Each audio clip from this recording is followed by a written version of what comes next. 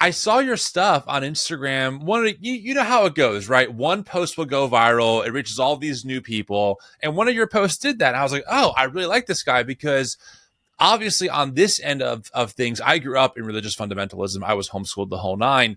And I've always wondered on a psychological level how this stuff functions, right? Because it does seem like, as someone who grew up in this right-wing Christian space, somehow I kind of got out, and I don't know how there are people in my life who are still there.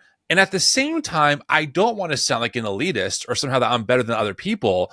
There's just got to be like differences in how we think about these things. So I saw your stuff and I was like, I think Keegan would be great to have on to kind of unpack this, because it seems like you track the psychological side of what makes people vote how they vote, the difference between like, you know, a MAGA person versus a Democrat versus a liberal, etc. So I figured we should have the conversation because I have a lot of questions.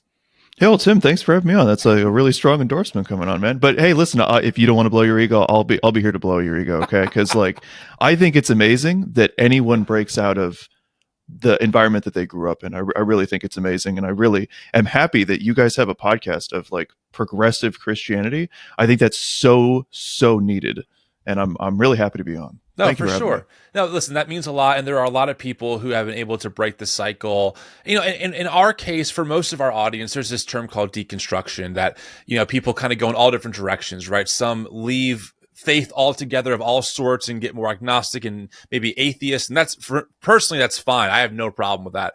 Not that it matters anyway, but I think... Hey, that's what America's all about, right? Freedom of religion. You know? Exactly. And you can be freedom from religion as well. Exactly. And so, but a lot of people, I lump myself in this category, you know, deconstructed because we found our faith at odds with the teachings of the person who so-called founded our faith. You know, like Jesus. I'm reading, you know, love your neighbor and blessed are the meek. And I'm like, but Trump says blessed are the powerful. This just seems like a real weird thing. So anyway, you know, we'll dive into this, but I'm kind of curious about you first. How did you get into social media content creation? What is your background? And did you grow up religious? I mean, most people, some say yes, some say no. I'm just kind of curious for you.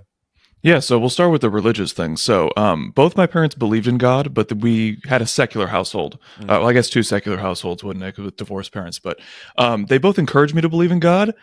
I got to get real with you. It never made sense to me. I remember being about 4 or 5 years old, and the idea that really didn't make sense to me was the idea that God is always watching you. And I'm like, there's so many people out there. Really? God is paying attention to me? Like, I'm just some rando kid. And because my dad was, and still is, somebody with narcissistic personality disorder, I didn't know what the word narcissism meant, right? I was a weird 5-year-old, but even I didn't have narcissism in my vocabulary at that point. And so I just described it as somebody who thinks they're the center of the world. And I just thought the idea that God is always watching you just seemed like something that somebody who thinks they're the center of the world made up. And so I actually grew up very questioning and became an atheist pretty early on. And I actually turned my mom into an atheist. Oh my gosh. My parents warned me about kids like you. That's why I was homeschooled, Keegan. So I wouldn't be influenced by your demonic or atheistic ideology. I even wore red for the people that are just listening. Okay. So according to your Instagram, which is Keegan Tatum, it says that you talk about the psychology of politics and that you have a master's in political science from Columbia. Is that correct? That is correct. Okay. It says that on my TikTok as well. Oh, okay. Fair enough. I am consistent on both platforms, actually. And this is a complete content creator conversation here, but do you also get infuriated that you can post the same thing on TikTok and Instagram, and depending on what it is, it might go viral on TikTok and nowhere on Instagram, or vice versa? Because that drives me crazy. I have videos that will take off on Instagram, do nothing on TikTok, and then vice versa. And I don't know why that is. Actually, what's the most frustrating to me is before I release a video, I'm pretty attuned to how many views it's going to get. Like, this is a 10,000 view video. This is a 50,000 view video. This is an over 100,000 view video. And the one that really annoys me is when I make like a really good video that I think is going to be 100K and it's like 8,000. It's like, what the hell? will, man. I put a lot of work into this. Yes. And then you just say something off the cuff that's like totally dumb, 1 million views. You're like, oh my gosh, are you kidding me?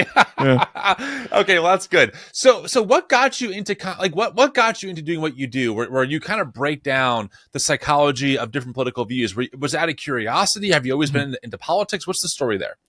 Well, I remember being about 18 years old, and I went to Syracuse University for my undergrad because that was like the best school for broadcast journalism, right? And I did it because I wanted to do baseball play-by-play.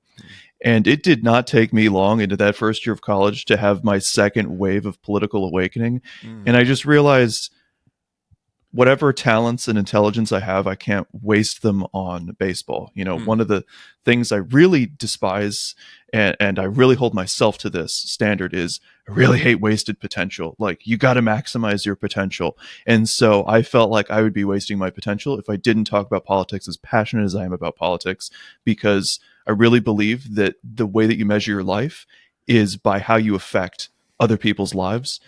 And I think that I can maximize my personal positive effect on the world by talking about politics. Now, the political psychology in particular. So I had wanted to do political media since I was like, again, 18, 19 years old. Yeah. And I tried to do like the Kyle Kalinske, classic Young Turks kind of like guy in front of camera talks about the politics of the week. And I wasn't very good at it. I burned out quick on it. Yeah. I just was not good at doing the news. And what really fascinated me when I was in university was the psychology of politics, because I've always been curious as to why are we different, right? And what really got me to be a progressive initially was history. My mom was a history major, so perhaps it was that influence. And noticing that conservatives are always on the wrong side of history.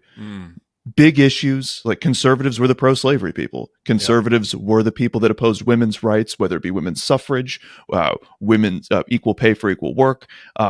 Conservatives opposed everything of the workers' rights movement. And it's just like, okay, because the ideology has changed over time, there must be some way of thinking that's fundamentally different. And I think that planted a little seed. And ultimately, when I burned out real bad trying to do those news of the week, I went back and I said, okay, how can I actually contribute to the conversation? And it's this political psychology stuff, and it's what I'm most fascinated by. And listen, everyone listening, right? You know when somebody's really into what they're talking about. You can tell when somebody is like sincerely engaged, and fascinated. And I think that comes through. Hopefully that comes through. For sure. Well, I mean, you have a pretty good follower count on Instagram, I'm sure on TikTok as well. So people are obviously resonating with what you're saying. So let's get into this. I mean, I'm curious, and let's get some just ground rules established, right? Yes. I'm progressive. You're more progressive. We fully acknowledge that. I want to do our best, and we all have our biases, so we're not perfect people, but I want to do our best just to get into just the raw data. Then maybe we can work on interpreting it, right? Because I'm always curious, like on a psychological level. What are the biggest differences between, or the biggest ingredients that go into someone being more conservative versus more liberal, right? I'm curious for you, as someone who studies this stuff, what are some of the big takeaways of, what does make someone in 2025 America go, I'm a conservative, MAGA is my thing, we're going to make America great again, versus someone on the other side who's like, what are you talking about? Like, none of this is actually working. We need these other things, and therefore I'm more progressive. What are some of the big data points that you found in your research or in the research that points to if someone will have outcome conservative versus outcome progressive? Could we go even more foundational, just like the root of what your political views are? Yeah. Please, so before we even get to the ideology stuff, so we need to understand that, like, we are very emotional creatures. I would love to tell you that, yes, we are all policy based and we've all done analyses on what numbers work out the best. No. Okay. I've got fancy paperwork that says I have a master's degree, and I'd love to tell you it's all rational based, my views. No. They're all based in a set of emotions. Everyone has a set of dispositional emotional biases. When I say dispositional, I mean that's like your default state, right? So some people are just angrier. Some people are more fearful. Some people are more compassionate. Some people are more empathetic. And it's these emotions that drive our political views. And all of our rationalizations are just meant to justify those emotions, okay? So we have to accept we're all emotionally based here. No. Facts don't care about your feelings, right? It's not, there's feelings Uh-huh. don't count. Obviously, Keegan, we know that. Okay. But that is helpful to know. We should, that goes for Mhm. me, it goes for you, it goes for the audience, right? There's emotion at play here. Yeah. Jonathan Haidt, in his book The Righteous Mind, very good book, highly recommend. People ask me for book recommendations all the time. I think it's a great starter book. It's great for if you have PhD, very smart nuclear brain, or galaxy brain, I should say, right? Yeah. And in it, he uses the metaphor of the elephant and the rider. The elephant is your emotions, and they are what is a lot more powerful than the person riding on the top of the elephant. It's the elephant that really is the driver. And sure, the writer might have some influence, but it's really the emotional base. So I really liked that metaphor. If I had to summarize like differences between people on the right and people on the left, okay, so conservatism is a general psychological tendency towards fear of change, justifying the existing inequalities and hierarchies in society, a preference for simple-minded explanations, hostility towards outgroups, discomfort with nonconformity, intolerance for ambiguity and uncertainty, anxiety over personal safety, and an avoidance of difficult emotional processing. That number 8, that's a real big one. And then left-leaning people have a psychological tendency towards open-mindedness, individual expression rather than conformity, egalitarianism, empiricism, which is basically just evidence-based thinking, observational-based thinking, right? Nuanced thinking, and a larger scope of compassion. And if I had to differentiate people that are like leftist, very progressive people versus like more centrist leaning liberal people, I would say really the only difference that I can find in the literature is a sense of urgency on behalf of people that are on the left. There's a little bit of difference with populism and how emotions are more of a driver of populism. And I'm a populist, so I'm calling myself out here. Fair enough. So I want to make sure that those things that you just listed off, there's data behind these things. You're not just making Yes. these things up. Like there's research that went into how does the average, or generally speaking, conservative think, and what goes into it versus a leftist or a liberal or something like that. So this is not even, because I can hear some audience members being like, that sounds kind of biased. Sounds like conservatives are the bad guys. But what you're saying is this is just the data, how data bears out. I'm not making a value judgment on being open-minded. Right. It just is. And this is a synthesis of a bunch of data. So like I could list off, there's a wonderful meta-analysis, and I'll pull up what they found right now. So if you want to look this up yourself, you can look up JOST, J-O-S-T, Political Conservatism as Motivated Social Cognition. This is one of the best meta-analyses. It is one of the most informationally dense things you could ever read, and yet I still think it's accessible. Here is what correlates with conservatism in order of the effect size. Conservatism correlates with death anxiety, in other words, fear of death, system instability, in other words, wanting things to be stable, dogmatism and an intolerance for ambiguity, closed-mindedness, an intolerance for uncertainty. So you see how much overlap there is between this and what I said. A need for order, structure, and closure. A negative correlation with integrative complexity, which is basically to say, like, more black and white thinking, lack of nuance. Fear of threat and loss, and a very small effect size with self-esteem in a negative direction. So everything that I listed off, and I'm really sorry if that was kind of boring. I don't know how bad lists are in terms of translating to podcasts, but these lists, they come from somewhere, and it is a synthesis of the many, many dozens of academic studies that I've read, as well as books. And by the way, to be clear, if we were going to assign some value judgments, many of those things aren't inherently bad. I mean, I think about my own threats as well. I do like order. I don't like chaos, right? So this is not just, conservative automatically equals negative things. The value judgments that we can assign to some of these are actually can actually be very positive if aimed in a positive direction. Is that a fair assumption to make, you think, in this conversation? 100%. And egalitarianism to some people is not necessarily a good thing. I am not making a value judgment on it. Right. I'll make a value judgment on it in my other videos. Yeah. Okay, fair. So there really are, I mean, on a psychological level, on a data-driven level, there are just plain old differences in the values that we assign to what's most important with how we structure society on the left and on the right. That's right. Yeah, and it makes sense, right? Like, we are not the equal but opposite. It's not like, oh, conservatives are on, team Christian white people, and people on the left are on, like, oppressed people. It's like we fundamentally think differently. Like, it makes Yes. sense that we would have fundamentally different ways of thinking and feeling about the world. And that's what drives us towards the views that we have. They're not random.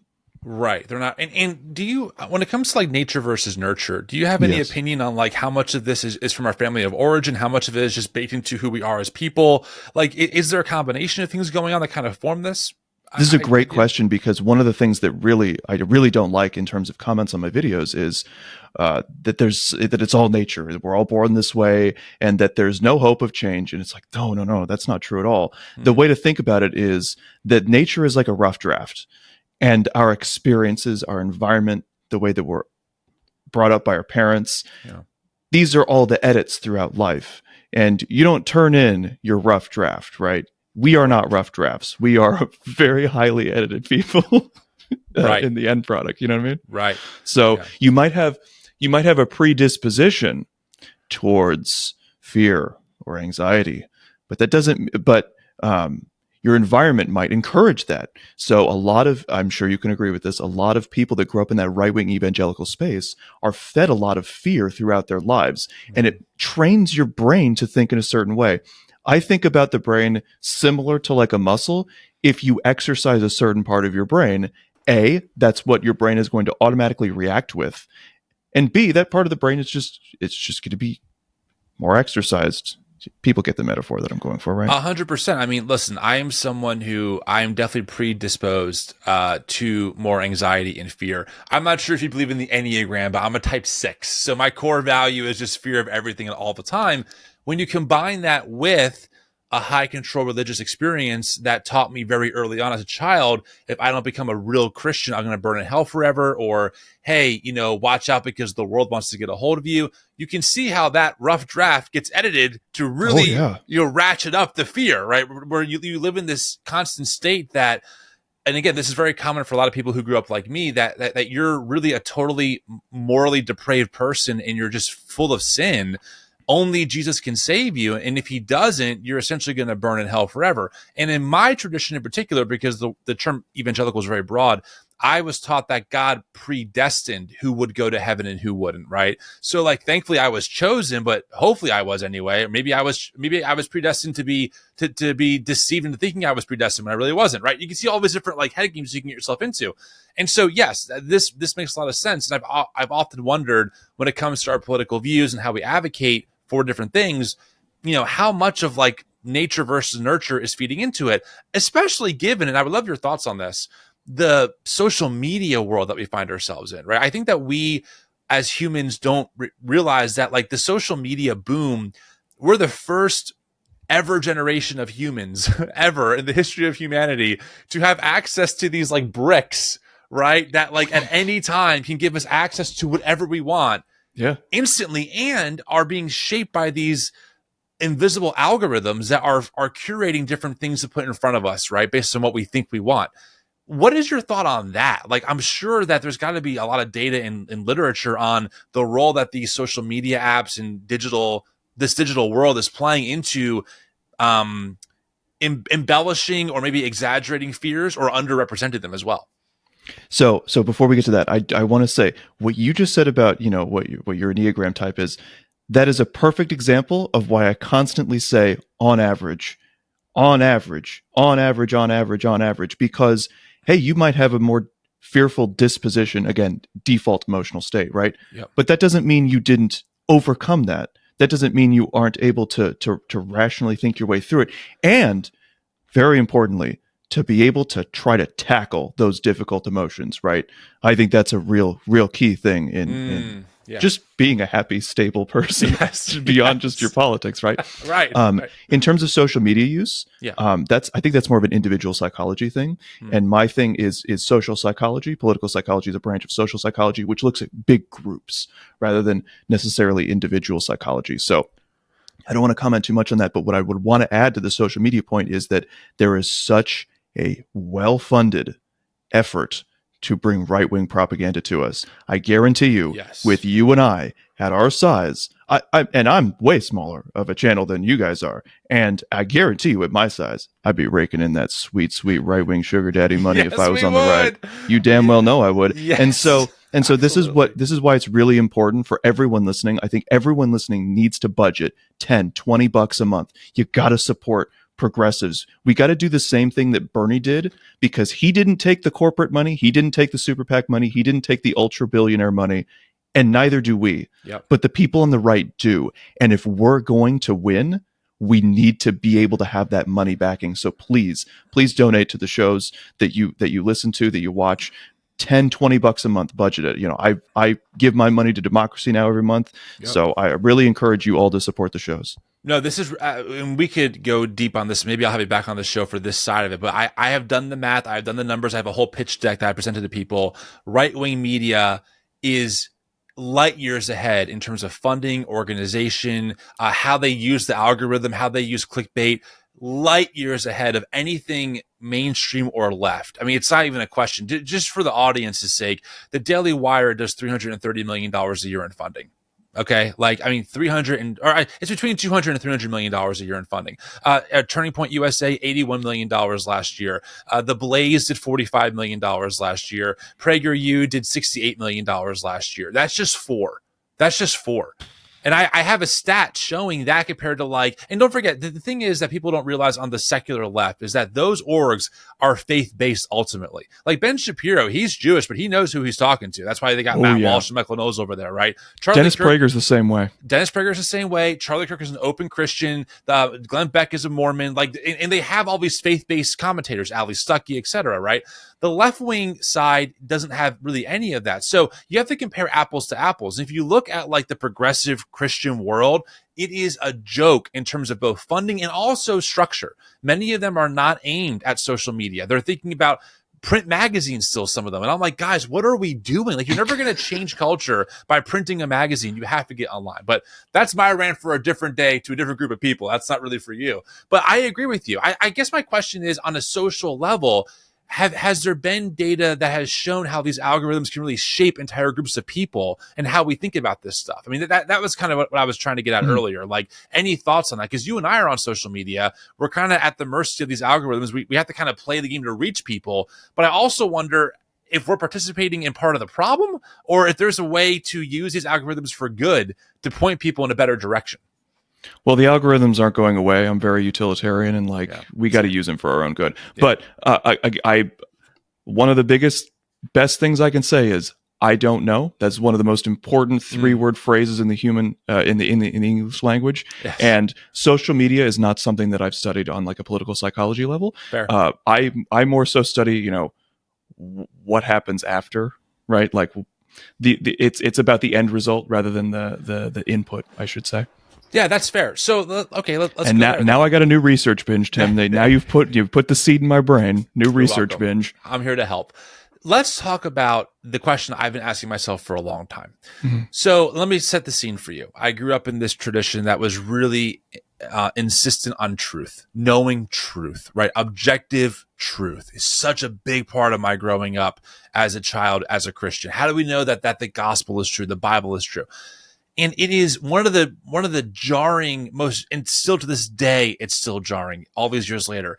It's so weird watching the people who taught me to care about truth embrace, in particular, a man and now a world of propaganda that clearly does not embrace the same thing. And one of the examples I use whenever I'm debating someone on this is I say, listen, we can verifiably prove that the earth is round and not flat. We can verifiably prove that the election was not stolen. Like, we have all the evidence that would show you it's not.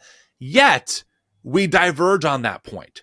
And I don't know why. I don't know why data and facts and, like, giving people objective evidence. I mean, Trump's own legal team said we're not trying to prove the election was stolen in court, right? What is the psychology that's going on there? Because I don't know a way around it. And I'm trying to. Listen, I don't want to beat people over the head with facts and just beat them into submission. I'm trying to reason with them. I'm trying to say, look, this isn't a political thing. It's just a matter of right or wrong. Is this true or not? For some reason, especially with the hardcore MAGA Christian supporters I engage with, it just deflects and bounces off of their head. what is going on there? Help me understand. And then help me get into their head to change their mind as well. I need both of those pieces. Yeah, I mean, you and I have both experienced. I'm sure a lot of the people in the audience have experienced where like you just machine gun fire facts at somebody until you're blue in the face. Yes. And then even if you get them to budge a little bit, the next time you see them, they've gone right back into the bubble, and anything that you've done has already been erased. It's like this. It's like rational thinking was this short-term drug that wore off. You know? Yeah. Right. Exactly. So I was reading these studies about, you know, is the left or the right more biased, and the studies seem to indicate that the right wing is more biased in terms of they will dismiss views that they disagree with more than people on the left will. Again, more on average. Let's remember on average. Right. I think it ultimately comes down to, okay, there's a couple things I want to get to. So on a certain level, a lot of people on the right, they like fundamentally don't care about democracy. Mm-hmm. They just fundamentally don't care. And to them, democracy is my view, is my tribe, is my in-group, the one that gets democracy. I mean, come on, dude. The segregationists in the South, like, they didn't care about democracy. And American conservatism has not evolved a ton since then. I'm pretty cynical on that level. I would agree. I would agree. And so it's really more about power. I remember you talking about this in a previous podcast, is what matters most is that their in-group has power. And you can describe this through, you know, they're on average more afraid, so they need their in-group to be in power to feel safe, right? And so if the truth contradicts them achieving power, they don't want to do it. You also get this with liberals too. I mean, I'm not trying to say it's exclusively a right-wing thing. I mean, I can't tell you how many liberals just won't accept the idea that moderates are not more electable anymore in America. They just aren't more electable anymore. Like, I'm really sorry, but Al Gore, John Kerry, what? Really quick, Kamala Harris, Hillary Clinton, like, they all lost. Remember, Barack Obama ran the most populist progressive campaign in the history of the United States in terms of the rhetoric and messaging. Yes. Donald Trump ran a populist campaign in terms of the rhetoric and messaging. Did they govern that way? Of course, no, they didn't. Right. But in terms of what wins, those are the biggest winners of this century. Pay attention. Joe Biden is a historic underperformer. I can already hear the comments. Yeah, but Joe Biden won. He's a historic underperformer. So you see, if people have an emotional disposition towards particular positions, it's really hard to break them out of it, because, man, humans of all stripes, we suck at admitting when we're wrong. And that's why it's so wonderful, Tim, that we got people like you who are like, man, I think the things that I was taught when I was that was wrong. Because think about it. Think about what you have to overcome to be able to do that, okay? You have to overcome, I was wrong, not only now, but for a long time. And I've been wrong. And that can be embarrassing. We're all embarrassed when we're wrong, right? Yes. I was wrong about Russia's interference in the 2016 election. But you know what? I had the guts to admit I was wrong. Just like you had the guts to admit you were wrong. You also have to admit that the authority figures in your life were wrong. And people on the right value authority and loyalty more than people on the left. So it can be harder for people on the right to admit that their priest, their pastor, their parents, grandparents, whoever it was also wrong. Yeah. And because the right wing has more of a values conformity more, right? Values in-group cohesion more. It can be really hard to go against that. It's really hard in the internet age to find community.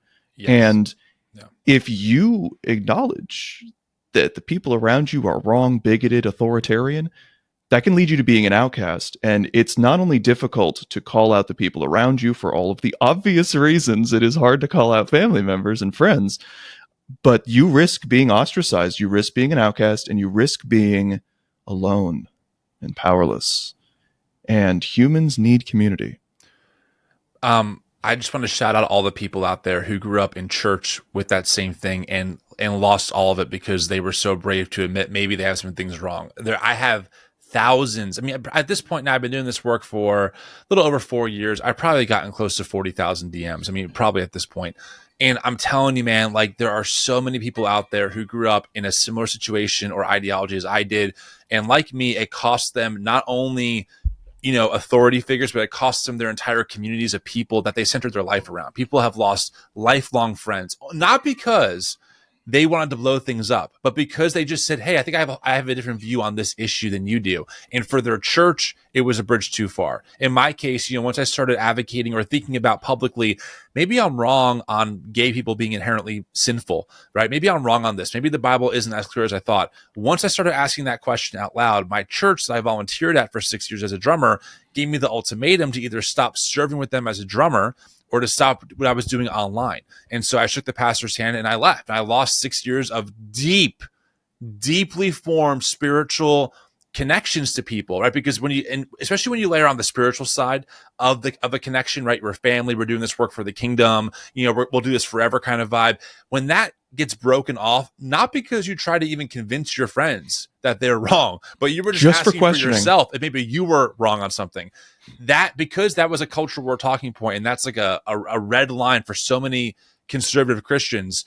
I lost everything. And by the way, my story is mild compared to many out there who were being abused by a pastor or being abused by someone and came forward with the allegation and lost everything. So I'm with you. It's incredibly brave of those people to do that. So another thing is the subtext of what you're saying to me is you cared more about the well-being of gay people, and I'm sure of trans people eventually too. Yes, of course. Than you did about, well, I'm right. I can't admit that I'm wrong, right? And you cared more about that than being part of a group. And not everyone's like that. Yeah. And it's really sad. There's just a lot of people that don't care beyond their own safety and fears and comfort, and they will just conform to the worst views possible in order to have that community. But here's my question for you, because you can answer this, I can't, as somebody that grew up religious, is I've heard a lot of people that have, is it called deconstructed, right? Yeah. Say that within a lot of Christians, there's this kind of underlying current of like a crisis of faith, and that one little break in the ice could lead to a complete meltdown, and that even having a question is like a major threat. Can you talk about this? Oh, yeah, sure. I'd be happy to. So long story short, for most people who grew up in this, just for sake of language, I'm going to call it evangelicalism, which is really white conservative Christianity. A lot of them, they're open to your questions. It's not about the questions; it's about the answers, right? So, of course, let's talk about, do people burn in hell forever? Let's ask the question. The trick is that they already have the answer in their back pocket, right? So the problem is, and I do that, man. Maybe I'll get you back on to talk about the religious side in a deeper way. But I've always been a naturally curious kid. Naturally. Okay. I've always had this what's the other side saying? So for example, I grew up on talk radio my whole life, grew up on Sean Hannity, Rush Limbaugh. And I remember even early on as a kid, I'd be, spackling a wall or painting someone's wall. And I remember when Rush Limbaugh was really going after Obama again on his show. And we're maybe. Wait. Rush Limbaugh went after Obama? I know. It's a shocking thing to believe, but it's true. He really did. Harshly. I mean, unfairly, some might even say. Wow. But okay. I remember. First time I'm hearing about this. I remember specifically being like, wait, Obama's been president now for 6 years. And Rush keeps on saying how America is going to fall apart at any moment. But it hasn't happened yet. And I remember thinking, there's got to be more to the story. Obama has to be doing something good at some level to keep all of this going. That was kind of my first moment. On a theological side, you always kind of have these questions, right? Well, did God predestine me to go to heaven? But I have questions about that. How does that work? And again, the evangelical machine has a whole world of publishing and media and books where they prop up these pastors and these authors to answer those questions that keep you inside what I call is the basement of Christianity. So if you think about Christianity as a house, you're in this basement, right? What happens is that eventually for some of us, either reality contradicts what we were told. So, for example, the first gay person I ever met, I was 18 years old working at Starbucks. His name was Joey. Oh my God, you were 18? That's crazy. I was 18, bro. And I was 18 working at Starbucks. I can tell this story publicly. He gave me permission. His name was Joey. And at first I was like, oh my God, he's gay. Oh, well, we're going to find Joey with a name like that. Yeah. I was like, oh my God, Joey's gay. What do I do? I've been warned about people like him, he's probably sexually depraved and wants to sleep with me and all this stuff. All these crazy things that you're just taught as a kid. And as we talked more and more, I found out that he was an atheist. I'm like, oh my God, 2 strikes. Like, there's no coming back from this. He's an atheist and he's gay. And as I talked to him, it melted away all of the preconceived notions I was told by my faith tradition that Joey what he would be like. So that put another question in my head of like, well, wait, something doesn't add up. And then from there, you keep on going. So yes, there is this idea of like when you start pulling the threads, the whole sweater unravels, right? But the danger of that is you realize that the illusion of curiosity being allowed is actually just to keep you downstairs in that basement, right? So yeah, ask the questions you want, but you have to keep within these boundaries. Mm-hmm. Once you start getting above ground and you realize, wait, Christianity is much bigger than this basement. There are other answers to these questions that might be more compelling and even more in sync with the way of Jesus when it comes to loving our neighbor, etc. That's when the basement goes from friend to foe, right? That's when you become now the wolf in sheep's clothing. Now you're poisoning the flock. Now you're the one who's been given over to the world. And there's an entire evangelical industrial complex that goes into action, that writes books. I mean, dude, look, I have them here. For example, here's a book written by a very popular apologist in this space called The Deconstruction of Christianity: What It Is, Why It's Destructive, and How to Respond. This book is published by a major publisher. It will sell thousands of copies. It will be aimed at parents who are worried about their kids on TikTok hearing liberals like me talk. And it's a whole book. I mean, it's a whole book committed just to the defense of why deconstruction is so dangerous. To the people just listening, you should see how many little sticky notes there are on like how many different pages. There are like 800, and there's only like 200 pages in the book, so it's kind of mathematically impressive, really. Yes. But see, yeah. Can I add another element to this, which is Please. That to admit that you're wrong also involves admitting who's right. And Fox News, one of the main things is it gets you to hate liberals. Right. Just to hate liberals. And the seeds of this are those goddamn liberals. They're more educated than you, and they make you feel inferior. There's this constant whining on the right that I hear about how liberals are condescending. Now, I'm not saying that all liberals are not condescending. Right. I've had it. Okay, I'm a leftist. I've had it. Yeah. Okay, but I think a lot of it is what actually is what they're feeling is they're feeling a little bit of inferiority. And because of that, they project that the liberal is being condescending. The liberal is also part of the out-group. They're the others. They're the people on the other team that we've got to fight. And to admit that those goddamn liberals are right and have been right is an ego hurdle that most people do not have the emotional tenacity to be able to jump. That's good, and that's fair. While I have you for a few more minutes, let's talk about the left. I mean, I don't want to just lambast the right. I mean, all of us know the problems there. We critique it for a living at this point. At least by we, I mean me and TNE. You know, I will be honest, Keegan, the left is a new world for me, right? I was at the DNC. I sat with the Uncommitted movement outside. I have a couple of good friends, my friend Qasim Rashid, an amazing human rights lawyer doing great work. But the left it's a new space. I'm starting to get my feelers around it. Okay, there's a difference between leftist and Democrat, right? I watched leftist protest the DNC in Chicago because of the ongoing genocide of the Palestinian people. And I think a lot of people in my circumstance, we're trying to figure out, is there a home here for Christians like us? But also, and I say this often, we don't want to become a fundamentalist all over again. I don't want to replace one dogma for another. But right now, as best as I can tell, I feel more compelled towards a leftist position when it comes to politics and different policies. But I don't want to be totally blind going into it either. So as someone who grew up very different than me, give me your perspective on some of the pros and some of the cons of the leftist thing that's happening right now in response to MAGA. Absolutely. I'd love to talk about the cons. Because these videos, when I talk about like the cons of being on the left, it's like those videos just don't get the same number of views. So I'm happy to talk about it. Do it. So I think that the most toxic thing about people on the left is the contrarianism. There's a lot of people who will go from, like Russell Brand, for example, I think might be an example, where he goes from being on the left to being like a conspiracy theory rightist. And I think it's because ultimately it's not that he had like leftist views. It's not about the leftist outcomes, which is the most important part about being a leftist. It's part of the reason why we don't become as culty is because we're more about the outcomes than we are about, well, this is what this one person said. However, there are people that do hold Marx up to that, and they're a whole authoritarian thing that I'll get to in a minute. But okay. Now I just lost my train. But the contrarianism is their underlying view of just, I'm going to be different. My ego is different. I'm going to be different. You're going to recognize me for being different. And not great. That can happen with some leftists. And the worst part about this is that there are some people on the left that want the left to be small. They want the left to be exclusionary. They don't want to have people like you, Tim, as part of their crowd, because they want to be part of a special little faction that is morally superior to the majority.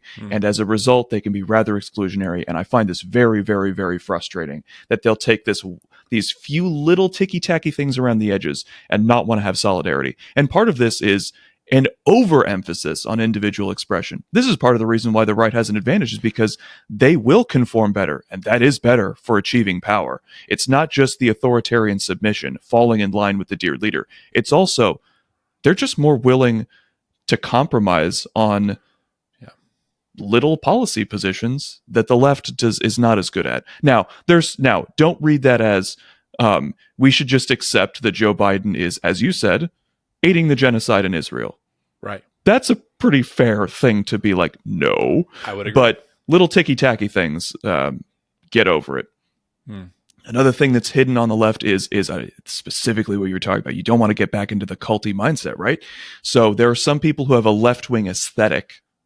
I'm for workers' rights. Their rhetoric sounds all lefty. And then when you get right down to it, and I'm talking about tankies, right? Is the audience familiar with tankies? Tankies are people that like... Me. Okay, so these are people that are like pro-Soviet Union, pro-China. I am not allied with these people, just to be clear. They say that they're left-wing. They might call themselves left-wing authoritarian. They might call themselves Marxist-Leninists. They're unfortunately quite popular on TikTok. They are disproportionately popular on TikTok and Reddit. And I just can't believe they'll defend the Soviet Empire. I can't even call it a union. It was an empire. And it's because they are contrarian, and they want to just be like, oh, dude, I'm for like America's rivals because I'm like so thinking outside the box, bro. And the other thing is they hold people like Marx or Lenin or Mao or who have you in the same kind of pseudo-religious, authoritarian, submit to the leader, follow what they say is gospel. And ultimately, they are just as right-wing as any other authoritarian in the United States. And, tankies ultimately believe not an authoritarianism of white people, an authoritarianism of men, an authoritarianism of religious ideas. They believe in an authoritarianism of people that have read theory, like people that have read Marx. They're the ones that should lead society because of the stupid working class can't do it themselves. They ultimately believe in a class of people that dominates society, and they just happen to take a left-wing aesthetic. So I would say these are some toxic elements of the left that I'm not a fan of. I'm putting you on the spot here, and I granted you're not a spokesperson for the left like anyone else is, but what are some of like the key values or beliefs that would make someone leftist versus like, I mean, I could easily espouse because of my research, here's what Christian nationalist believes. Here's the data on it. It's these 5 or 6 points. What would make someone a leftist? Like, what are the views that go into that? Yeah, so that's a great question. So all the people I described are a small portion of the left. So now we can move on. Right. I would say that the left ultimately cares. I'll speak for myself here, but I think a lot of leftists will agree that we care about outcomes that maximize freedom and human happiness. That's what it all comes down to, man. Why do I support Medicare for all? Because it would save 70,000 lives a year, according to a Yale study. That is more than 250,000 people every presidential cycle. That's a lot of people. That's a lot of lives to be saving. It saves people from the number one source of bankruptcy in this country. So it's about freedom, because you are not free if you cannot get a doctor's appointment when you need it. You are not free if you have medical debt, and you can't be happy if you're dead, as far as I'm aware. True. And ultimately, here's the fundamental difference outcomes-wise between the left and the right. It's hierarchy. The right is about concentration of power. That's what politics ultimately comes down to, doesn't it, Tim? If you have one word, power, power. It's all of every single policy comes down to power. So the right is about concentration of power. In the United States, white people, men, right-wing evangelical Protestant Christians. It's very important. Catholics are increasingly becoming part of the fold. But boy, let me tell you, historically, not so much. They're being used for a greater end, and one day they're all going to have a huge fight over who's the real Christian nationalist. But yes, I would agree with you 100%. And of course, the most important concentration of power, business owners. Yeah. Business owners is the ultimate thing, because it's like you say, it's about that billionaire money. And they got to get more of it. The most greedy, awful people on the planet got to get more, you know? I stopped calling Elon Musk the world's wealthiest man. I call him the world's greediest man. That's I love that. Is, you know? I'm totally stealing that. Please do, because that's what he is. Like you only become that wealthy by by exploiting other people for your gain, right? Yes. It's ridiculous that we celebrate people like him as being something that we all want to aspire to be. No, we don't. No, we do not. We do not want to aspire to be, ultra billionaire who's gutting our government systems that will disproportionately affect the poor and working class of this country. It's unbelievable.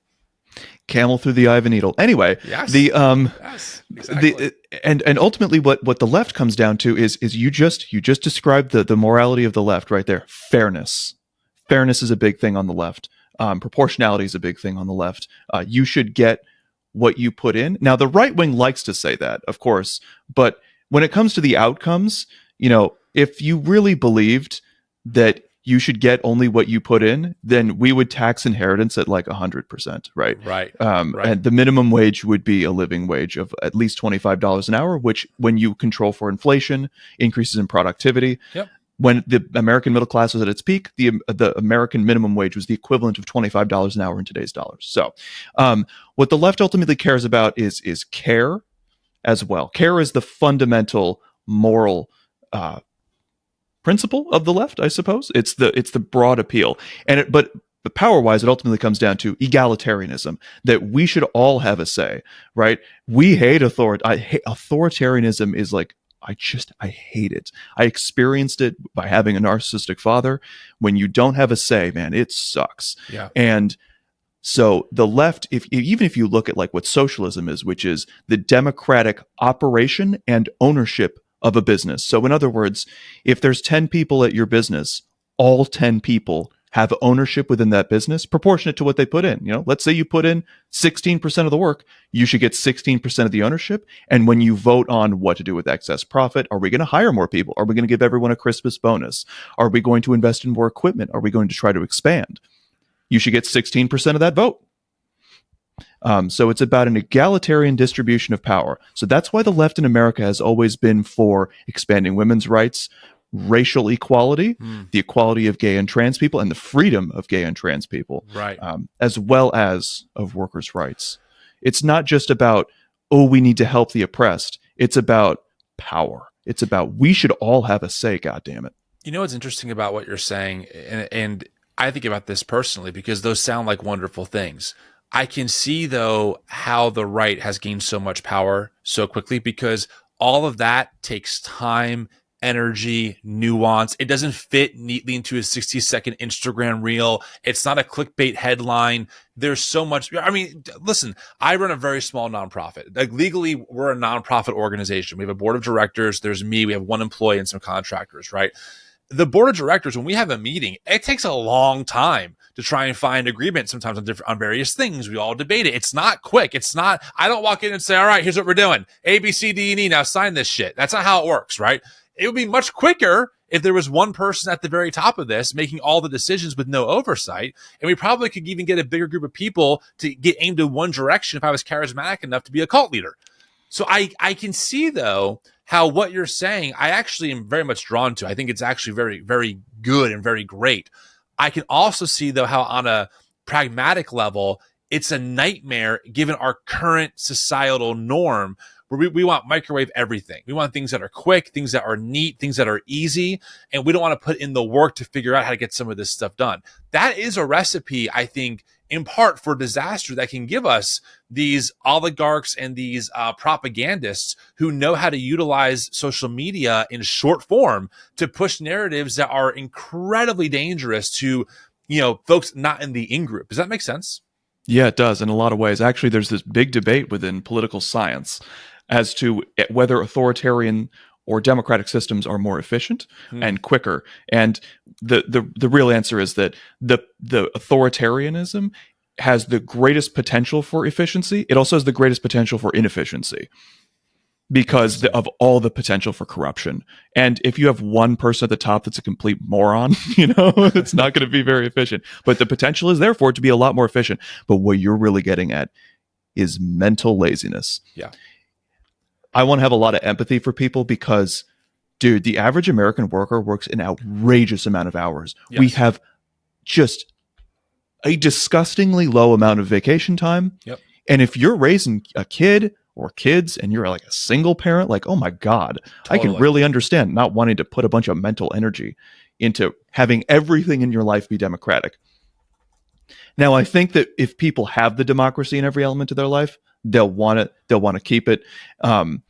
But there is that humans tend towards the lazy, This is not a survival of the fittest. This is a survival of good enough. Okay. That's really how evolution works. Yes. But mental laziness does promote conservative views. And I want you to hear the causal relationship within that. And there is a study that I'm referencing. It says they use the politically correct term, low effort thought promotes conservative views. You can look it up. And I made a whole video on it, so you don't have to look it up. And it's a TikTok video, so It's not even that long. Perfect. But, if you really think about it, like, what's easier to understand? That Black people in America have less wealth because of the history of racism through slavery, through Jim Crow, through redlining, through the fact that your average Black elementary and middle and high school student goes to a school that is more poorly funded, has textbooks that are just like decrepit, and it's like, of course, like, and generational wealth. Generational wealth is the number one predictor of if you're going to have money, right? The zip code you were born into is the number one predictor of your class as an adult when you grow up. So what's easier to understand? All that. Oh, and of course the war on drugs. How could you forget the war on drugs, yes, which of course targeted Black people, according to Richard Nixon's people. Right.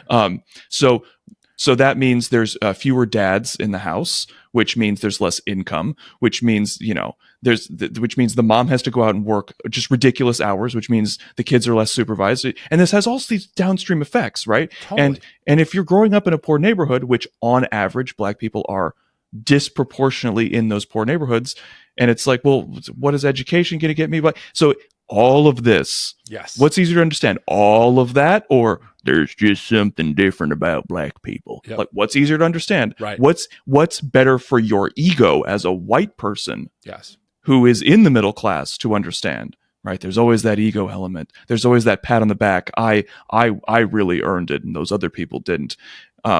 What's easier to understand? And then, God, you can get into feminism on this too, right? What's easier to understand?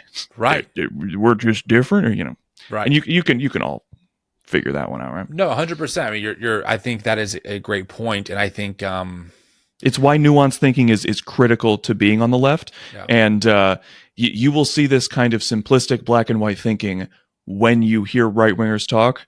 For the rest of your life now. I'm so sorry. You're going to hear it. You're going to hear it. Well, and the danger is that, that plays really well to Twitter and to Threads and to these 40-second reels that, you have 3 seconds to hook someone. What's a more compelling headline? The schools are transing our kids, or here's a deep study on transgender studies and what actually is going on.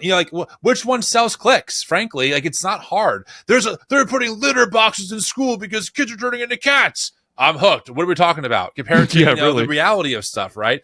And so let me ask you this as we kind of land this plane. And Keegan, thank you for spending the hour with us. And it's been super. Yes. I just want to say you got me for longer. I'm happy to be on for longer. All right, good. Well, I'm happy to hear that then. Well, either way, whether we land the plane or not, let me go to this part of the conversation. Yes. What the hell do we do? Right? I mean, I've noticed on my end of things, coming into this from that Christian deconstructed, now more progressive slant, there is a real, and this is my critique of and I call it the secular left. My critique of the secular left, especially the content creators, is that they have so much to teach people like me. Number one, they definitely do. But number two, they do not understand the Christian nationalism that is animating so much of what we're seeing. One example for you in the audience, right? Let's talk about the Department of Education. Okay, Project 2025 wants to dismantle it. True. Do you know why? Do you know why? Do you know who R.J. Rushdoony is, Keegan? Ever heard of that name? I don't know that Okay. name, no. R.J. Rushdoony is a prolific Christian conservative fundamentalist in the 60s and 70s, writing about this idea that he terms or coins Christian Reconstructionism. It's the belief that Christians like him should replace American civil law with biblical law. Essentially, look at the Old Testament, look at the Ten Commandments, a few other passages here and there, and replace it with American instead of American civil law. He also realizes that in his mind, public school systems are indoctrination stations for our children in terms of humanism. They are indoctrinating our kids full of humanism and secularism, and we have to pull our kids out and start homeschooling them. That happens in the 60s and 70s. He writes, prolifically about this. One of the books is called The Institutes for Biblical Law. It's a 3-volume series that he writes. The irony is that couldn't be less American. Like, oh, totally. It's in the First Amendment that we're not going to establish a religion. And this is why when you said that MAGA doesn't, or conservatives in general, on average, don't care about democracy, this is exactly why. Because this is the sewage that is feeding into the stream of current everyday MAGA thinking, right? So that's in the 60s. Now, Jerry Falwell comes along. He's the founder of Liberty University, founder of the Moral Majority. Most people think that what got him radicalized into politics was abortion. That's not the case. He absolutely detested the fact that the government was forcing integration in public schools. He's picking up on R.J. Rushdoony's ideas and the same kind of rhetoric. The schools are indoctrinating our children. This is an assault on religious freedom. We have to start our own private schools. You can look up the data on this. When integration starts being enforced, you see a massive uptick in essentially white private education. Jerry Falwell is one of the people behind this. From that point on, as evangelicals get radicalized and go all Reagan and go all conservative and all moral majority, there's this belief in the air that the public school system is indoctrinating students, and that as Christians, we have to defund it, or in this case, get rid of the Department of Education to get kids essentially out of those schools and into private in homeschooling situations. So, you see Project 2025 come along. Most people on the secular left go, oh, this is crazy. And people like me and the historians of this are going, no, this is part of the plan. This is not happening in a vacuum. This did not just pop up one day. Someone was not in a cigar lounge and going, you know what we should do? Let's just defund the Department of Education. No. This is a long play, a long strategy that's been in the water for a very long time. But if you don't know the history of the theology that they're drawing from, all you see is, what are we doing? Why are we defunding this? There's a rhyme and there's a reason. Ultimately, and I'll end here, Christian nationalism absolutely wants to gut the government, full stop. And once they tear it down, they then want to rebuild it in their image, in a place where Christian fundamentalists and fundamentalism is privileged, and the hierarchies that you talked about are usually mostly white men like them at the top, and whoever assimilates as number 2, then everyone else towards the bottom. That's what we're looking at. And the theology is a huge part of that. And unfortunately, when I watch Brian Tyler Cohen or whoever else, I'm like, guys, I get what you're saying, but you're missing the theology that is driving so much of this. I am reminded of your metaphor of the basement, the dark basement. They want to keep you in the basement. So I think the default assumption of people on the left is that the Republicans just feed off of people being stupid, and that it's all about getting rid of education so that people don't think, because then they'll have more of a base. But yeah, I can't disagree with you on any level, man. I think that they're half right, to be clear. Sorry to cut you off there, but yeah. I think that they are half right. There is definitely a motive of, if we keep people stupid and anti-intellectual, they're easier to control. I think that's definitely part of the Christian nationalist zeitgeist, right? We don't want to give the true history of American history. We don't want to look at the real dark parts of what we've been complicit in. That's woke now. And so the more they can keep people in that binary and black and white thinking, especially when it comes to religious dogmatism about how God has ordered the world, the better off they are for their base and for their followers. Yeah, I mean, the irony is abound, right? Like the idea that if you learn the bad things about America, you want to improve those things, and they're against that. It's just like, but it's very much like what the Catholic Church, how the Catholic Church responded to the printing press 600 years ago.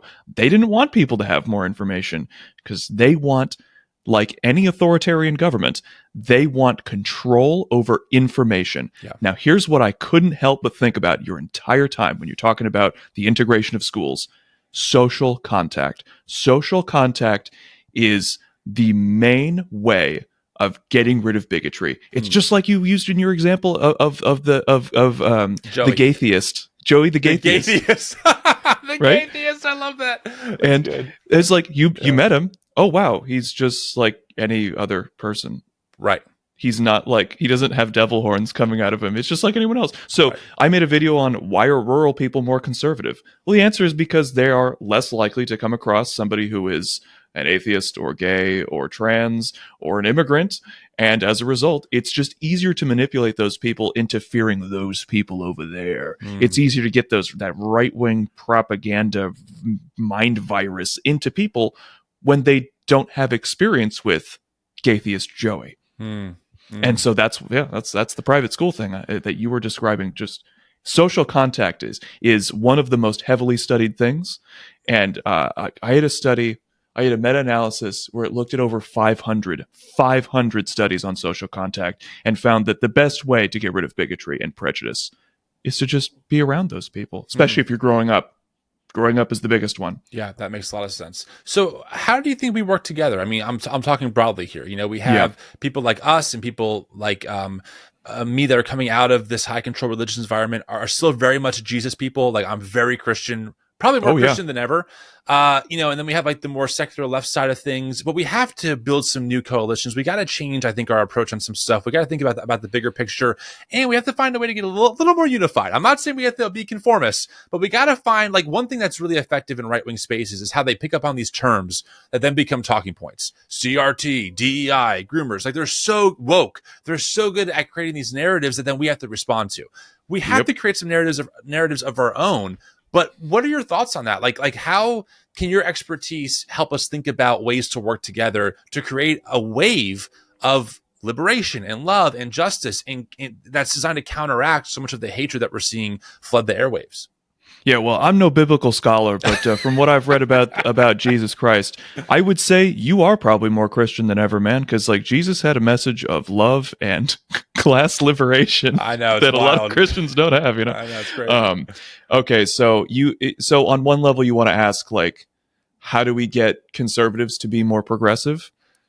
Boy, I'm really sorry. I'm going to come out with you with a real cynical answer. It's actually very easy to get a liberal to be more conservative. It's not so easy to be the other way around. So the way that you get a liberal to be more conservative is you just make them more afraid. There's a lot of studies that came out after 9/11 that showed that when you either reminded somebody of 9/11, you gave them a threat stimulus, basically. It made people more conservative. There is no easy solution to getting people to be more on the left, unfortunately. The best answer is actually to change their social circle, because if A, with social contact, and B, if you change their social circle, they're more likely to trust you as a person. Like, if you're a friend to a conservative, they're just more likely to trust your views because they trust you personally. And if you can change the people that they're around, and if you can give them permission to change their views, then you have some hope. But I got to get real. It is really hard to get somebody to change their views at all. I mean, again, all the moderate liberal people that I keep trying to say, hey, moderates are not more electable, they don't want to listen either, right? People are largely stuck in their views. Political views are very stable over time. People overrate, because there's a lot of boomers that went from being like hippies to being Reagan people, which is an overrated phenomenon, by the way. There is some degree of rightward shift as you get older for various reasons, but for the most part, people's views are stable over time. Yeah, it sucks. I'm really sorry. But the best way to go is actually to try to get people that are just forming their political views. So whether that's people that are more independent-minded or just getting into politics, those are actually the best people to target. I really think that fundamentally, like, it's a faction battle, folks, and we got to win. It's not just about convincing people. It's like, we have to defeat them. Right. And I think that we need to think more in that mindset, because that'll make us unite better. Well, I It's not that I disagree. I don't. I mean, listen. We're watching Gavin Newsom do some of the dumbest things I've ever seen a In my Democrat home do. state, I hate mean, it. the guy has Charlie Kirk on, then he has Michael Savage on. Now it's Steve Bannon. I'm like, dude, these are people. And this was my issue with Cenk from the Young Turks, by the way. I'm not sure if you know this. I go to America Fest every year, the event that Cenk was at, that where he Yes. spoke to Charlie. I was there in the stands watching that whole thing. And as I'm watching Cenk talk to Charlie, I'm thinking to myself, I don't know if this dude knows what Charlie really wants to do, or if he doesn't understand that Charlie wants to command and conquer. Like Charlie and his tribe, they're not looking for good faith dialogue. They're not looking for compromise. They're not looking to find the common ground. They are looking to take over and to destroy their political enemies, because might makes right. That's exactly right. And there's a theology behind this too, that God has given them a divine command to take over. I mean, this is Lance Wallnau, the Seven Mountain Mandate guy, who actually spoke at that event as well. There's a whole theology here too. And one of my concerns is, and this is where I wrestle as a Christian and also as a pragmatist, right, is that I have a strong ethic of loving my enemy. I want my enemy to repent, to find a better path forward. I don't want Trump to keep doing what he's doing, not only because he's hurting so many people, but also it's poison for him. Like, he's not a good person because of the views and the way that he sees himself, right? I want him to change. I want to compost that and make it something beautiful again. At the same time, when these people, especially your leaders, your higher ups, not the average rank and file, I work a 9-to-5 job and go MAGA, there's a different conversation to have. When it comes to Steve Bannon or Charlie Kirk, or whoever else, Jack Posobiec, whatever, that's a different conversation entirely, because they are radicalized to want to take over America and never cede power. This is why at CPAC, there's a group advocating for a third term for Trump. They're trying to change the Constitution so Trump can get reelected again. It's not about democracy, to your point. And so that's where I struggle, because I agree we have to defeat those people, but what does defeat mean? Obviously, I don't believe in violence. I'm never going to pick up a weapon against my enemy. On a theological level, it's a non-negotiable for me. And also, I view those people as still made in the image of God, and I don't believe in dehumanization, because once you start dehumanizing the other, you can become the very thing that you're trying to stop. Yes. So, in your view, with your expertise and your studies and your thinking through this, how do we defeat someone while not dehumanizing them? That's the trick. Wow, that's a good question. You stumped me, man. well, I think to the democracy point, democracy is just not working for them anymore. Back when America was a majority misogynist, majority a white supremacist, they were perfectly happy to have democracy because a majority of Americans agreed with that stuff. Yeah. But now democracy is not working for them. So I think the ultimate way to defeat them is we need to win the information war. This is why I think it's so important for everyone to donate to the progressive cause. And I'm not, like, the Young Turks you mentioned, like, they have enough money, okay? Yeah, they're fine. Hassan Piker is doing just fine. You need to donate to people like us, okay? Self-serving. I'm sorry, I'm going to plug it. But we really do need to, because, like, I don't take any ads. I've never spoken with an advertiser, and it's tough, guys. Like, I got to work part-time in addition to this, it's not easy. Yeah, totally. But we need to win the information war. If you look at the top live streams that were happening on Election Day, they were almost all right wing. Benny Johnson, the biggest. Yep. And we can't win if we're not winning the information war. And I think that what it comes down to is we just need to appeal to enough people to where we are a majority. And we really are a majority. It's just about mobilizing enough people with a message and candidates that will actually win elections. Right. And once we get that, I think that, Social Security isn't going away because people love it and rely on it. And I think that once you just get that Medicare for all, get that universal health care in there, then you fundamentally change something. When you get that free college, you'll fundamentally change something. Like, America won't go back in a way. And so I think that's got to be our path forward, because you're right. Dehumanization is bad. Fundamentally, it gets people to think in bad ways, and it leads to oppressive and unempathetic systems. Yes. Yeah. And look, this is not about, because I tend to know my audience pretty well. This is not about saying you have to have a new identity as a progressive and never leave that identity. We're talking about the principles underneath of these ideas, right? The idea of, hey, we live in the world's wealthiest country. Affordable healthcare should be done. We should not have to worry about going into medical debt to see a doctor. We all know the story of someone who said, I had to call an ambulance, and my first thought was, how much is this going to cost me? That should not be a reality in America. But go ahead. I've got an example. I've been without healthcare for a lot of my adult life. I was very, very sick one time. I had salmonella. It was during one of the Trump government shutdowns, so we didn't have people inspecting our food. So I got horrible food poisoning. I was out for 2 weeks. It was one of the most miserable experiences I've ever had, and I couldn't see a doctor.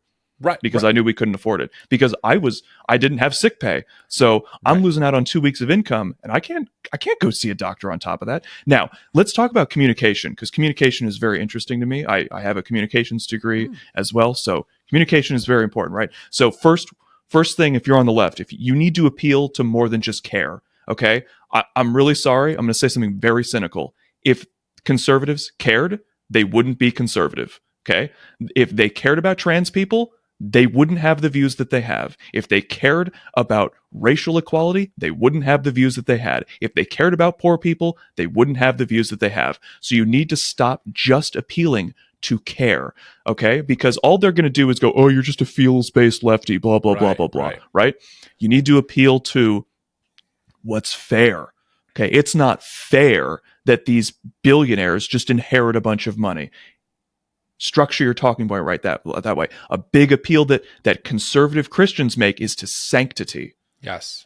We need to appeal to that, okay? We need to appeal to these corporations are polluting the air that we breathe and the water that we drink. They're making it dirty, right? You need to make it dirty, okay? At loyalty, Donald Trump has no loyalty to America. He has no loyalty to you. The Republican Party only has loyalty to their corporate donors. And we really need to structure all of our arguments around freedom. The right wing has co-opted freedom, and it disgusts me. So okay? much. It is unacceptable that, because we are the freedom people, okay? You're not free if you have medical debt. You're not free if you can't see a doctor. You're not free if you can't retire with dignity. You are not free if your rent is starving you out, okay? You are not free if your boss is a dictator that gives you no rights. You are not free under a conservative government, especially, and it's not just gay and trans freedom. It's all of us. If you're in the bottom 90%, you are less free. And so we need to structure all of our arguments in terms of freedom, because it's so part of the American identity. And you need to tap into identity if you're going to win.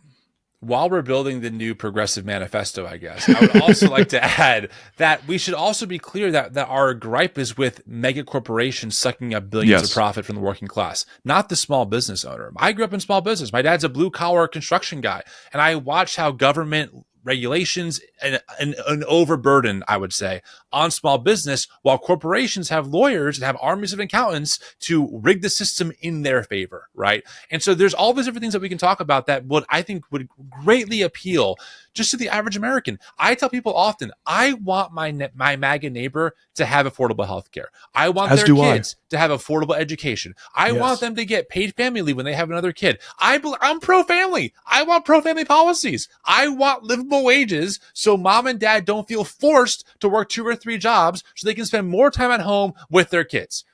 I would argue, if we're going to do the right-left divide for sake of our current context and situation, on the left, we are the people who actually are pro-family. We actually want people to flourish and not be, a slave to their corporate job, just trying to make ends meet in a system that is increasingly it's doing what I call as the enshittification model, right? Of making things inherently worse and worse and worse, putting you in more subscriptions, more debt, more of that kind of stuff that keeps you in a place where you don't have any mobility, where you feel like you can't leave your job, you can't take time off with your family.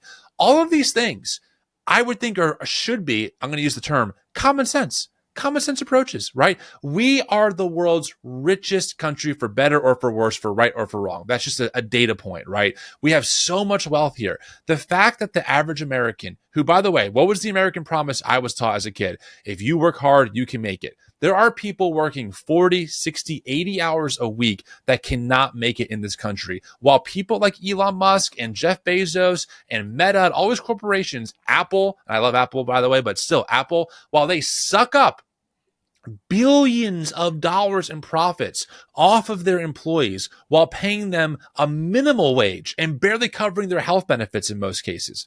There is something deeply unethical about that. Keegan, I'm going to arm you with a Bible verse that you can throw around that sounds like it's straight out of the Communist Manifesto. All right. This is, I cite this passage often. This is James 5. Here's verses 1-6. This is real, by the way. This is in the Bible.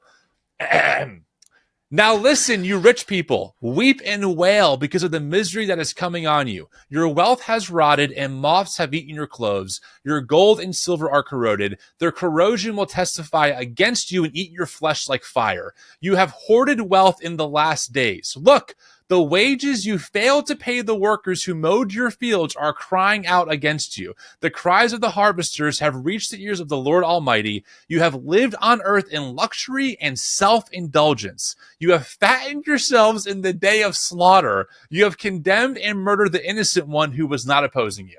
How about that? That's in the Bible, bro. That's God's clear word, as I was taught.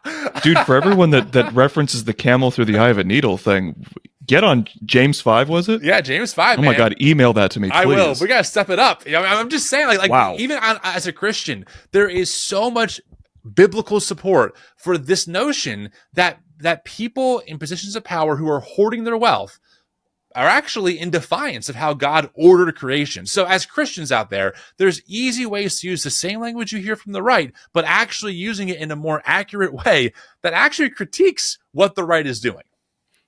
The whole last couple minutes, chef's kiss, man. That was perfection right there. I love it. So this does get into, there's a lot of people that just don't care about what Jesus actually thought, right? That yes. This is actually something I thought we would talk about earlier, which is Christianity is identity.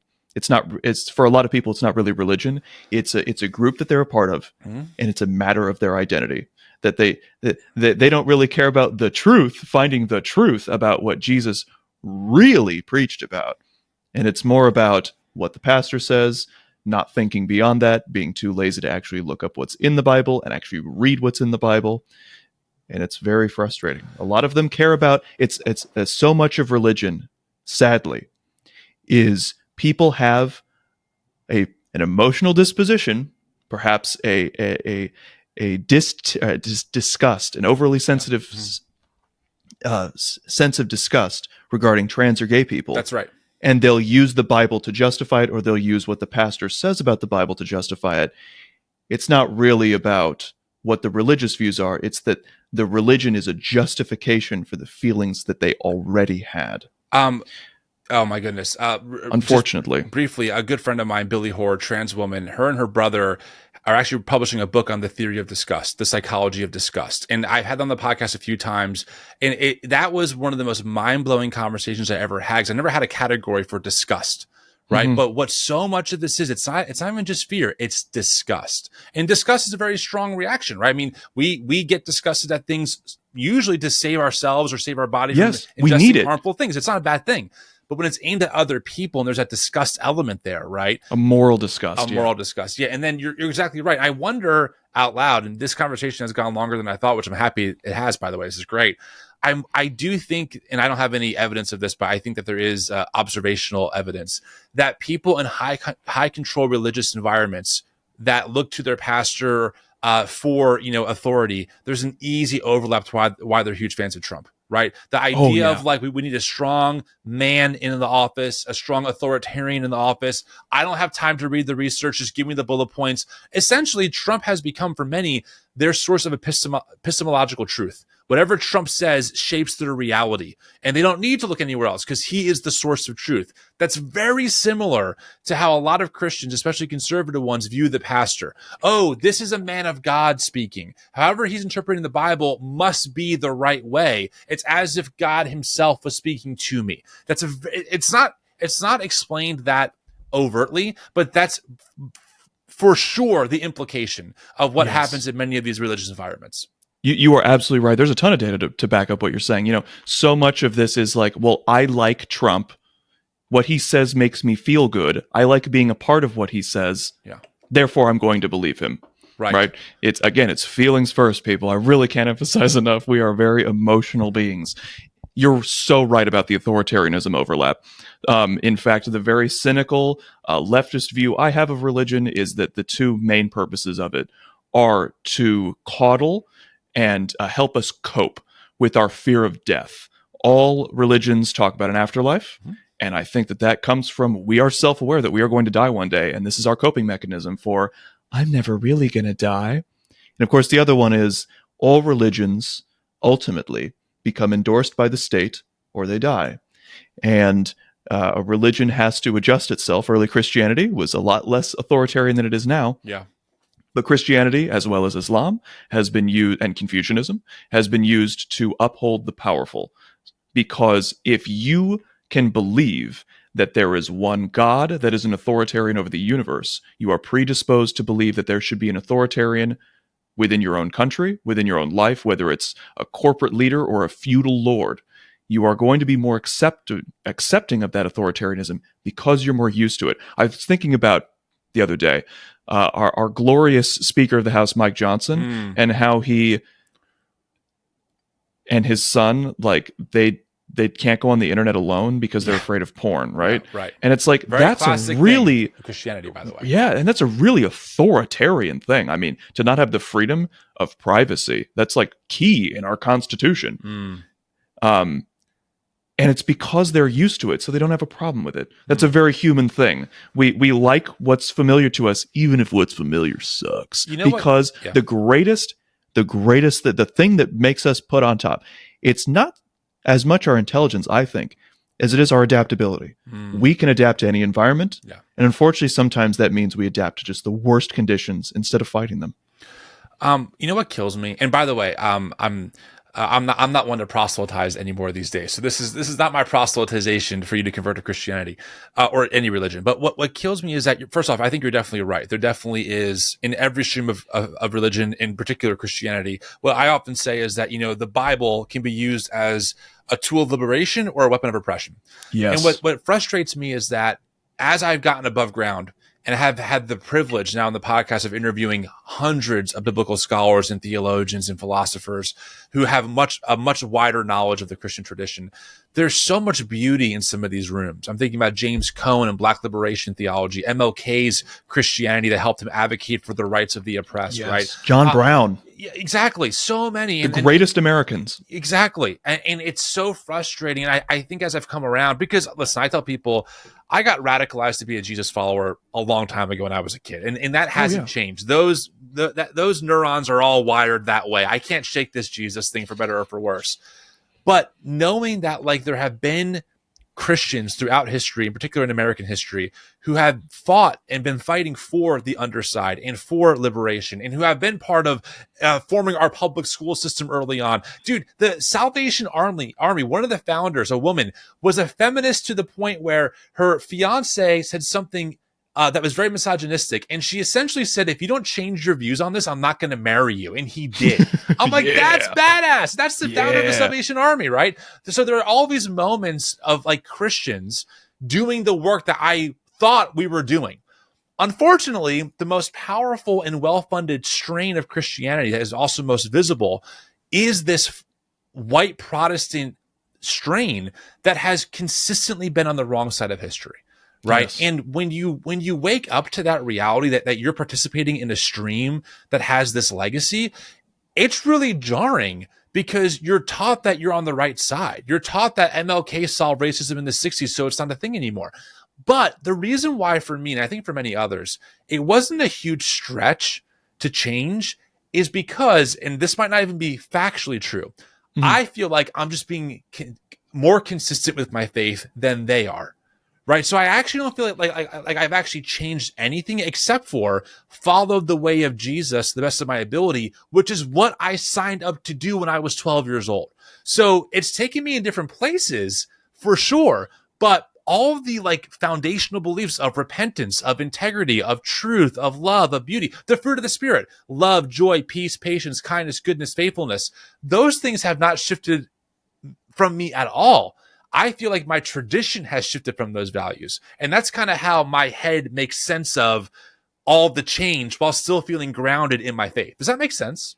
Oh, absolutely it does. I almost said hell yeah, but I feel like that would be inappropriate, wouldn't it? It absolutely makes sense. And this is why we need voices like yours out there, because we need people to counteract a Christian nationalist narrative. Can I just add one bit that's just total detour? Yeah, sure. On communication. One of the things we really are facing an issue with, it's not a new phenomenon in humanity. It's been with us for a while. Is sexually frustrated and insecure young men being on the right. This is not a new thing. You know, I'm sure a lot of those conquistadors, a lot of those like horrible colonialists, were very similar. And, you know, I'm sure a lot of the people that are fundamentalist Muslims, terrorists, are very similar to this, right? They're sexually frustrated and insecure young men. And we need to be able to communicate with these people that, feminism is good for everyone, including them. Mm-hmm. There are various people that are very good at speaking about this. But in terms of framing the right wing, we need to frame it as weakness. To believe right wing views is to be submissive to authority, and it is to be driven by fear. These are weak impulses. And I think that on top of emphasizing freedom and having a broader moral appeal, you know, appeal to loyalty, appeal to sanctity. This is from Jonathan Haidt's The Righteous Mind, by the way. We also need to be able to appeal to, like, conservative views are weakness. I think that's very key, because if you can undermine the emotionality of, well, I'm a conservative, I'm strong, right? Then I think you have a better chance of getting people to question those views. Yeah. Than you can by throwing facts at them until you're blue in the face. Yeah, you're essentially arguing for speaking their language.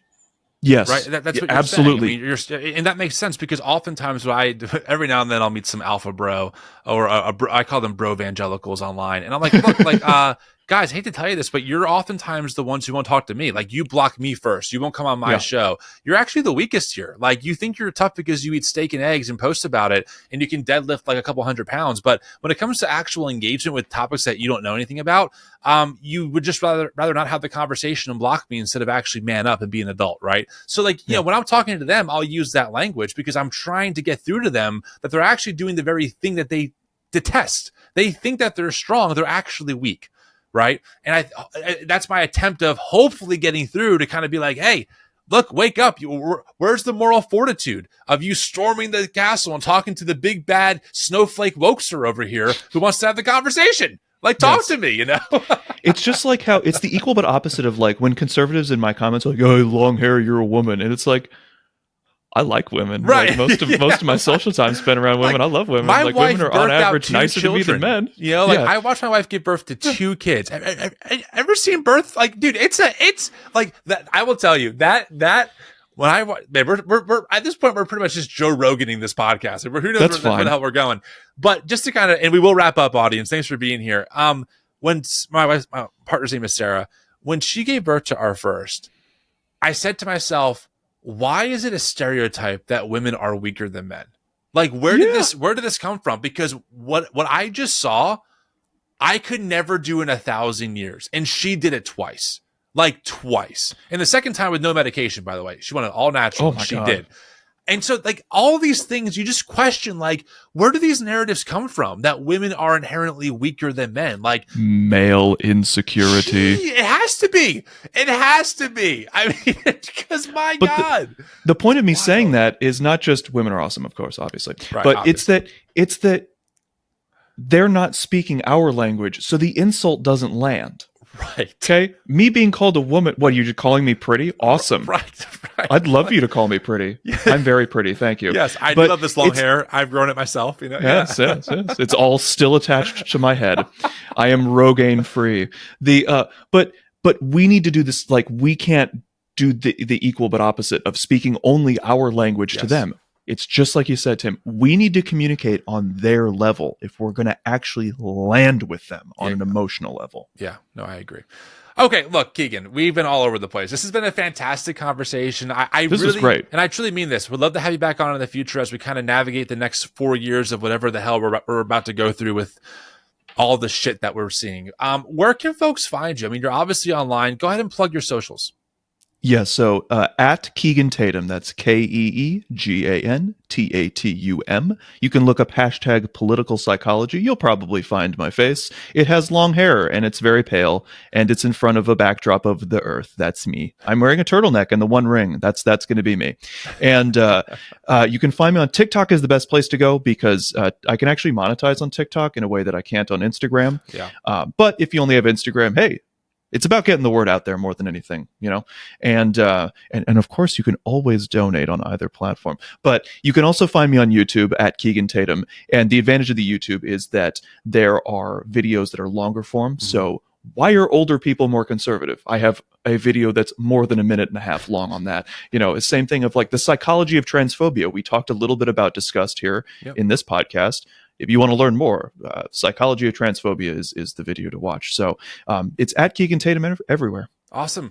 Keegan, truly, this was awesome. I really appreciate having you on, and let's keep in touch. Yeah, it was great. And hey, listen, if you're from this podcast, you're welcome to DM me and be like, hey, I heard you on the podcast. My DMs are open, man. And I do live streams just about every week. So perfect.